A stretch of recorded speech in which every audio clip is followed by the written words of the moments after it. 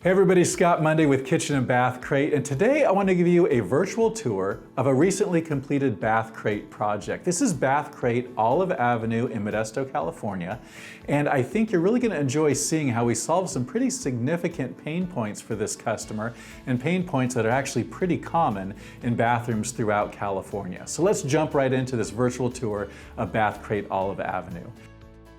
One of the first things you'll notice is the old dated built-in vanity with a tile countertop has been transitioned to a beautiful new freestanding Aria vanity in powder blue with a quartz top and a widespread faucet.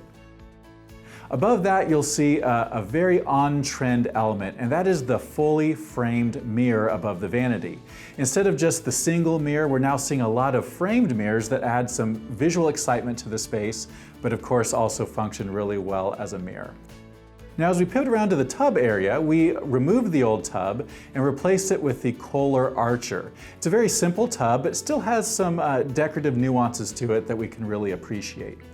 The tub surround is the Bedrosian's Winter 8x24 wall tile, which is a great mid-sized wall tile in a subway pattern.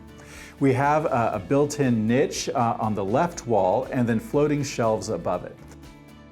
Now let's turn our attention to the shower area. What used to be what we call a shower cave, this kind of enclosed, dark, moist shower area is now a beautiful open area with a frameless shower enclosure with matching satin nickel hardware. And then we built out a little pony wall there that creates a line of demarcation between the tub and the shower. All of this comes together at the end with the floor tile, which is Bedrosian's Toscano 12x24 in Grigio. So there you go, that's your virtual tour of bathCRATE Olive Avenue. If you'd like to consider your own bathCRATE, or KitchenCRATE for that matter, give us a call at 888-995-7996 or log on to kbCRATE.com for literally hundreds of past project profiles. Thanks so much for watching.